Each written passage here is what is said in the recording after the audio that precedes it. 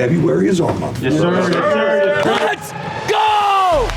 Gibbs just holding the ball. 3, 2, 1. The Irish have swept the homestand.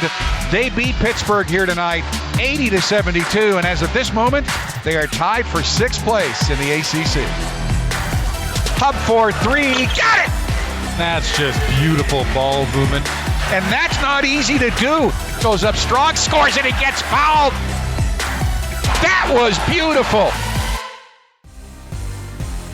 Hello again, Irish fans, and welcome to this week's edition of Inside Notre Dame Basketball with Mike Bray. I'm Jack Nolan, and Coach, the first thing folks saw at the top of this show was you talking to your team in the locker room after you went over Pitt with your theme for the month. February is our month, and so far it is. And really, that came from our 3 captains, Pfluger, Gibbs, and Mooney, who have done a fabulous job leading us through this home stretch and setting the table for the rest of the month. And I know right now you are working hard on consistent, outstanding performance in each game. I don't know if you noticed this. You beat both Georgia Tech and Pitt this week by the same score, 80-72. You gave up 33 points in the first half of both games and 39 points in the second half of both games. I guess that's consistent. I think the one thing that stands out really in our last almost 4 games is we're scoring the ball and we're in a great offensive rhythm and we're getting very confident offensively, and that bodes well for the rest of the month. The week began with that rematch with Georgia Tech right on this floor. We'll return to show you all the highlights right after this. Inside Notre Dame Basketball is presented by TireRack.com and brought to you by Coca-Cola, Under Armour, Gatorade, Vivid Seats, Canon, and SiriusXM. Senior Day is not until March 7th, but your 3 senior captains made the Georgia Tech game a senior day of sorts. They combined for 60 points. Well, Jack, I think they knew.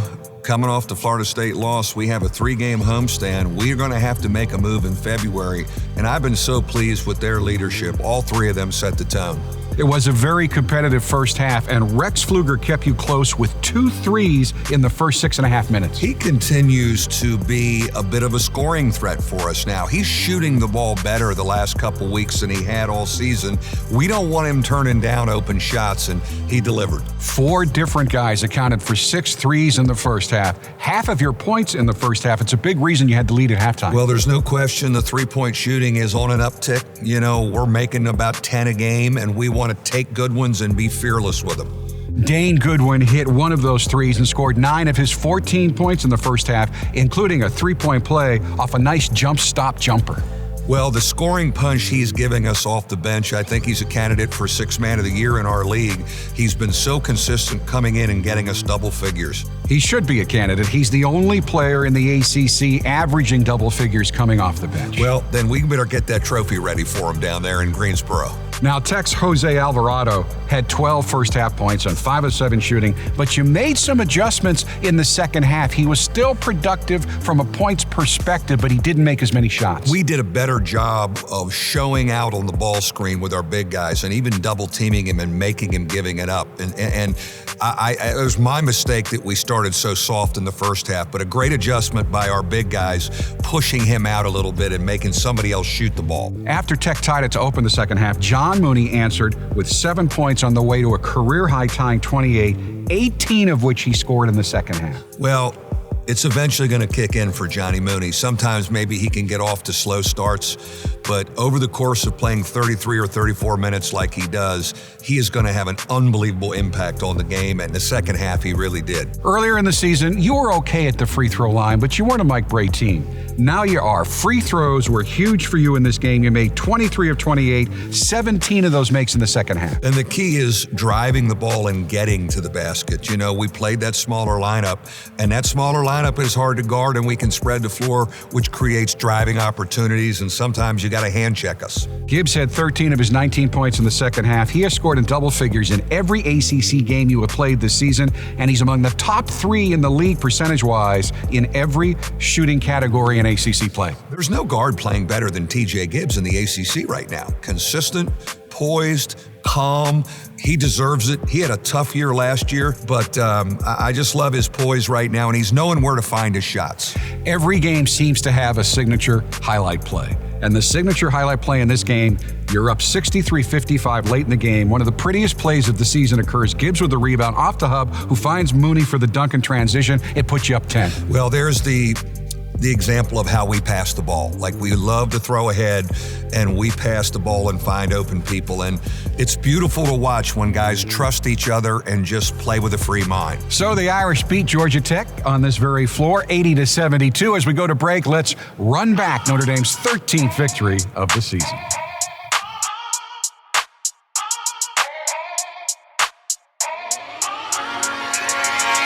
Pfluger, wide open three, top of the key, knocks down another one. Rex Pfluger, his second three of the game, 11-9, Notre Dame by 2.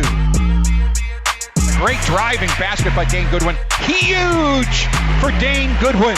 Leschewski for 3, got it! Nate has just been so confident lately. Bounce pass to Mooney for the two-handed jam in transition. John Mooney to the rescue for Notre Dame. Gibbs spins into the lane for the runner that's around the rim and in. Jersey guy, that's a tough shot. Into the lane to a cutting Mooney, who jams it home with 2. Pfluger, 5 on the shot clock, turnaround, fall away, got it! Big bucket! Yes, the MJ Kobe fadeaway. Notre Dame is gonna win it. 80-72 today over Georgia Tech. 2-game win streak, boys. Notre Dame's home win over Georgia Tech was almost preordained. After all, could the Irish actually lose on this, their home court, on the day the legendary Kelly Tripucka was inducted into the Notre Dame Ring of Honor? Tripucka had a remarkable Notre Dame career. He led the Irish to the program's only Final Four as just a freshman and was named the MVP of the 1978 NCAA Midwest Regional. He went on to earn All-America honors 3 times and was also named an Academic All-American in 1979.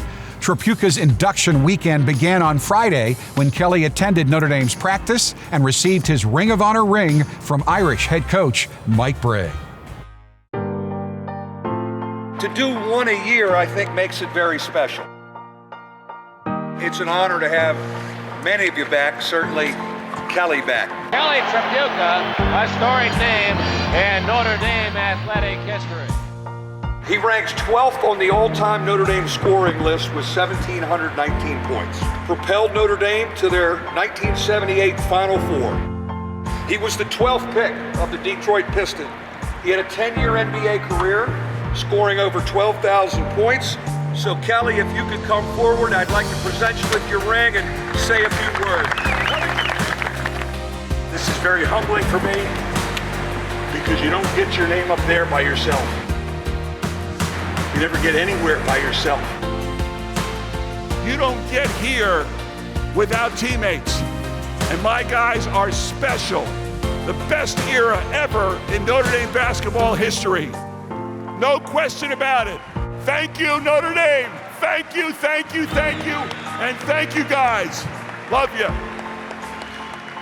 Tripucka has Whitehead in the air and scores. Tripucka with an easy basket set up by Duck Williams. Kelly Tripucka has come back with fire in his eyes. Tripucka did it again. Kelly Tripucka, a storied name in Notre Dame athletic history. Mike, it was a very powerful weekend, and Kelly gave a very powerful speech to your team. Extremely powerful. I texted him and said, thank you for the sports psychology, Kelly Tripucka. But it was fabulous to have him back, Jack. One of the greats in our history, one of the great Notre Dame men. All his family came back. Coach Phelps was around. Everybody was around. The Final Four team, most of those guys came back. I think he set the record for former players coming back for a Ring of Honor induction ceremony. Well, that's pretty good for a guy who didn't pass it much in his career. But, you know, very fitting that Kelly Tripucka hangs in our rafters. That's an easy vote in. But I just feel pressure to win when we have these guys back, and I'm glad we delivered and won it. You were one of the driving forces behind the creation of the Ring of Honor, and it is meant to honor the former greats of the program. But what does it mean to the current teams to have these guys come back? Well, I for Kelly to speak to our team Friday, before the Georgia Tech game was very powerful. And I read off his stats. Our guys don't quite know Kelly Tripucka. As I'm reading off the stats, I'm looking at our guys' eyes and they're going, NBA All-Star? Wow, he was really good. And then his message was great. I just want our current guys to appreciate the tradition and the culture here that we've had for a long, long time. So after the weekend wrapped up with the victory over Georgia Tech, it was time to start to concentrate on the next game, the final game of the season-long 3-game homestand here on this court against Pittsburgh. Those highlights coming up next. Really great job. We were really good defensively at key times. And fellas, right now, we are flowing offensively. February is our month. Yes, sir. All right, 1, 2, 3. Yeah.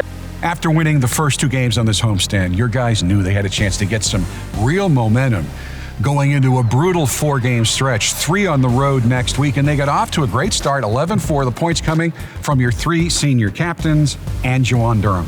Well, I thought Juwan Durham, great bounce-back game for him. Wasn't that he was playing bad in recent games, previous 2, I should say. We played smaller, but we need him over the long haul, and I thought he really delivered for us, being around the bucket, rebounding, giving us a presence. One of the missing pieces early in the season was Nate Laszewski, but after that run, he steps up, scoring 9 points in the final 6 minutes of the half to finish with 11. Well, we've seen Hub and Goodwin become ACC players, and Nate Laszewski is right there, starting to do it consistently. He's throwing his body around more, he's stronger, and we want him to take every open shot he gets. I know you're still working on why Prentice Hub has a tendency to struggle to score on this court, but not when the pressure is on. He hits 2 huge threes in the final 109 of the first half, including one with 1 second left to give you great momentum in a 9-point halftime lead. Well, in a very short career, we've seen the guy be clutch and make big shots. Many on the road, but even a few here. The one thing he does is he kind of adjusts to what do they need from me tonight. And if he's delivering the ball and other guys are scoring, he's got the maturity to say, well, that's fine with me as long as we win. And I really respect that from him. And he is running the show for you now. He is your quarterback, your point guard. He had a game-high 7 assists in this game. I just thought he controlled it. That ball pressure is hard to deal with. He handled the ball pretty much the whole game with guys coming after him and was really good with the basketball. But we should talk a little bit more about Juwan Durham. You talked about how he's stepping up. You could even say he is thriving even though his minutes are down. In this game, he hit all 5 of his shots, converted 2 3-point plays, grabbed 4 rebounds, blocked 3 shots, and dished out 2 assists in just 19 minutes. Here's a guy who's not hanging his head. Well, I think he felt his back was against the wall. And it was. And sometimes that's a good thing. We were playing small. We were successful. We went away from him the 2 previous games. I thought Ryan Humphrey did a great job dealing with him and talking to him about competing every day to make it a habit. And when he is doing that, he is such a force for us. The great thing about this, it's the 5th straight game you have scored 80 points. Now, everybody says, well, might break teams score. Well, this is the first time you have scored 80 points in 5 games in league play since 2008 when you were in the Big East. We are a really confident, swaggering offensive team right now. It reminded me a little bit of the 2011 team, a little bit of the 2015. There was a confidence when they came down the floor that you're really going to have a hard time guarding us. Yet we're doing enough on the defensive end in spurts, and we're doing enough keeping people off the backboard. Great combination, and we want to keep riding it in February. So you beat Pittsburgh by the score of the week, 80-72. When we walked out of here after that win, you were tied for 6th. The standings keep shuffling. You are now alone in 7th, which ironically is where the media picked you to finish this year. You're right where you wanted to be after that tough start. I just am so proud of our group and our leadership to rally us to this point. Net 59, BPI 50. We're within striking distance. Instead of looking at the schedule coming up as, oh my gosh, we need to look at it as opportunity. This week's Ask Coach Bray question is coming up next. It's time now for the experts at TireRack.com. Question of the week. for Coach Bray. This week's question comes from Mark Krasinski, a Notre Dame season ticket holder from nearby Mishawaka. Coach, when recruiting a player, do you put more stock in their AAU summer circuit or their high school season? That's a great question. And the way this thing is turned, I really see them more with their spring AAU schedule, and that rotates then into July. And now we even have high school weekends, which I think is great in June. But really, for me, the last 10 years, it's been more evaluation during the AAU season. There were again numerous outstanding performances for us to choose from for this week's Vivid Seats Performance of the Week Award, but none outshined John Mooney's play against Georgia Tech. The senior from Florida scored a career-high tying 28 points, including 2 threes, grabbed 10 rebounds, dished out an assist while blocking a shot. The performance earned him his 17th double-double of the year and 37th in the last 2 seasons, a total that leads the nation and now stands at 38. The 28 points also pushed his career total to 1,009, making him the 64th Notre Dame player overall and the 25th of the Mike Bray era to pass the 1,000-point plateau. Hey, don't stop, time to get it, really ain't no competition. Don't stop, time to get it, really ain't no competition. Baby, I was born a winner, hey. Ain't no amateur, ain't no beginner. Oh no, I ain't no pretender. Baby, I was born a winner. Hey, go hard, say I'm a big winner. Go hard, say you a big winner. Go hard, say I'm a big winner. Go hard, say we some big winners. Woo! Now, in that Tech game, Mooney had 18 of his career-high tying 28 in the second half. He has another gear that he can turn on when you need him most. He is maybe the best conditioned college basketball player to physically do what he does night after night and then do it the last 10 minutes of the game like he's fresh.